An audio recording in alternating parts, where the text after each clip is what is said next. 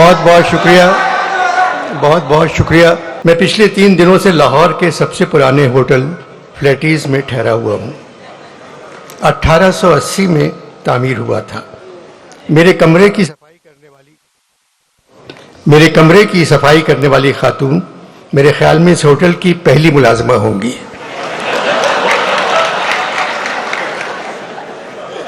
आज सुबह मैंने उनसे कहा, आप जहमत न करें, आप कहाँ रहती हैं, मैं आकर आपके कमरे को साफ करूंगा।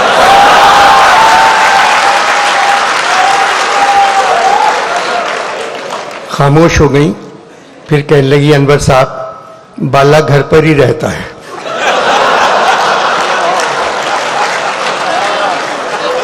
शायद मेरा खुलूस वो नहीं समझी। मैंने पूछा कहाँ की हो, तो कहने लगी गुजरात। मैंने कहा मुस्लिम लीग काफ की तरफ हो?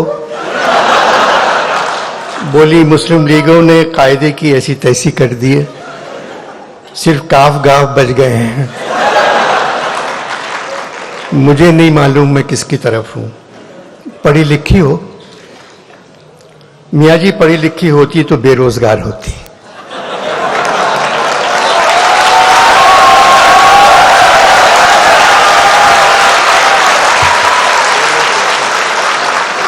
यहाँ तो तनख्वाह मिल जाती है।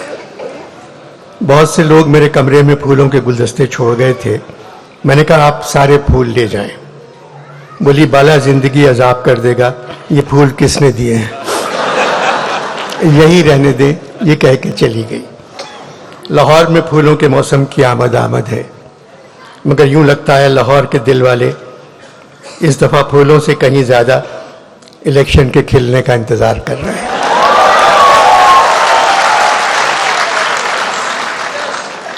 इलेक्शन होंगे या नहीं, ये बात ना इलेक्शन कमीशन जानता है, ना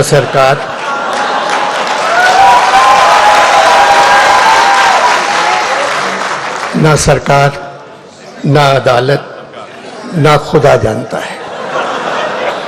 सिर्फ फौज जानती है, मगर वो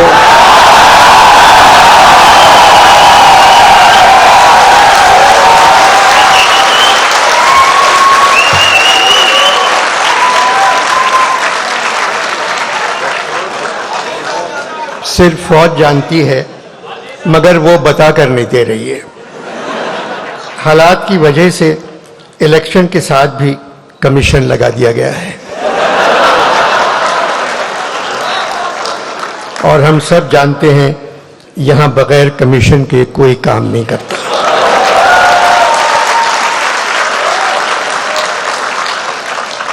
इस कॉन्फ्रेंस में अदब पर बात हो रही है। हॉल नंबर 1 भरा हुआ है, लोग खड़े हुए हैं, जगह नहीं थी। कल्चर पर बात हो रही है, हॉल भरा हुआ है। मुसव्विरी, मूसीकी और तामीर पर बात हो रही है, हॉल भरा हुआ है। हालात हाजरा पर बात हो रही है, हॉल खाली है। 15-20 लोग बैठे हुए थे जिनके रिश्तेदार मौजूदा हुकूमत में हैं। 4-5 लोग ऐसे थे जिनका ताल्लुक फौज से है। जमहूरियत में जो भी हुकूमत हो, हमें उसकी इज्जत करना चाहिए, हमें उनकी हिफाजत करना चाहिए, क्योंकि वो हमारी हिफाजत नहीं करते। मगर हुकूमत जमहूरी है। हमारी फौज बहुत ताकतवर है, इसलिए हर जमहूरियत में वजीर आजम से लेकर सारे वजीर बच्चा जमहूरा बन जाते हैं। डुगडुगी हिलाकर कोई उनसे कहता है ओए बच्चा जमहूरा खड़े हो जा, वो खड़े हो जाते हैं।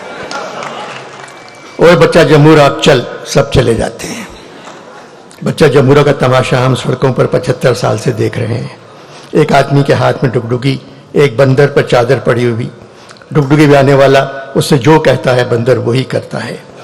एक थ्योरी है कि इंसान पहले बंदर था, मगर नई थ्योरी ये है पाकिस्तान में जमहूरी हुकूमत में इंसान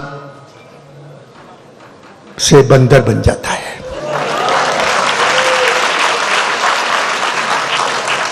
कसूर सिविलियन का है, वो कुछ काम अच्छा काम करके ही नहीं देते।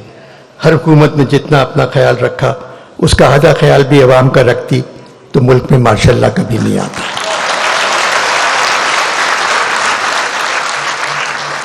पचहत्तर बरसों में फौज ने तकरीबन 35 बरस हम पर हुकूमत की है। 35 बरस तो यूं ही कह गया, 75 बरसों में तकरीबन 74 बरस। हिंदुस्तान में पठान ने तमाम रिकॉर्ड तोड़ दिए हैं। तारीखी कामयाबी।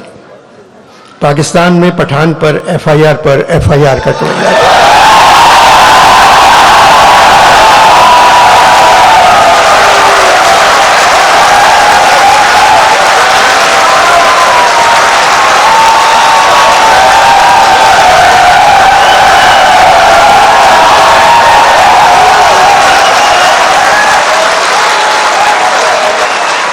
पाकिस्तान में पठान पर एफआईआर कटवाई जा रही है और मौजूदा हालात में पाकिस्तानी पठान की कामयाबी नजर नहीं आती।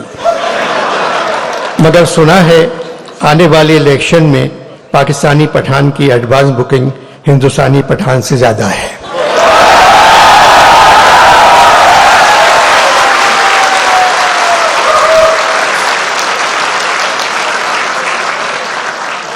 मेरा वतन पाकिस्तान नमक पैदा करने वाले मुल्कों में दुनिया पे दूसरे नंबर पे आता है, लेकिन नमक हराम पैदा करने वालों में नंबर 1 है।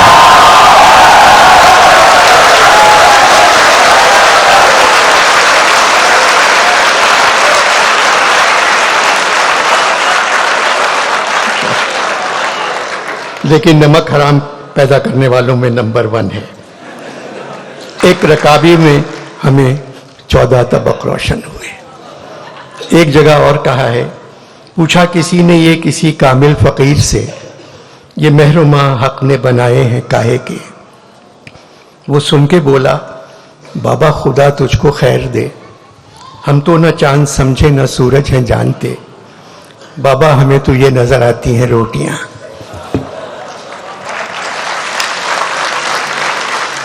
पचहत्तर सालों से जो भी हुकूमत आई हमने सब्र से उसका मुकाबला किया,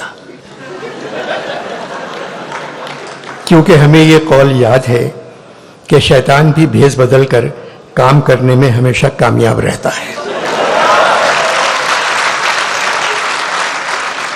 हम तो सिर्फ खामोश बैठे तमाशा देखते रहते हैं, उस निशाने राह से दूर जिसकी आदत हो गई है। उस नुकसान का अंदाज़ा भी लगाने की हिम्मत नहीं रही जो हमको पहुंचने वाला है।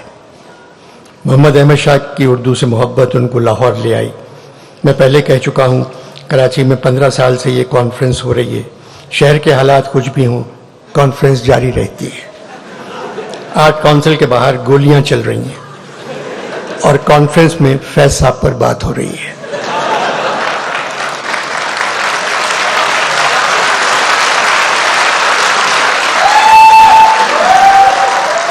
आर्ट काउंसिल के बाहर गोलियां चल रही हैं और कॉन्फ्रेंस में फैज साहब पर बात हो रही है।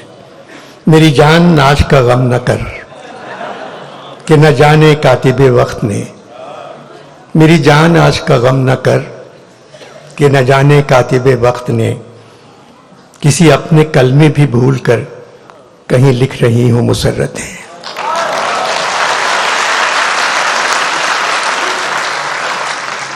देर से आंख पे उतरा नहीं अश्कों का अजाब, अपने जिम्मे है तेरा कर्ज न जाने कब से। पैसा का कर्ज उनके आंसू थे, हमारा कर्ज बिल्कुल अलग है।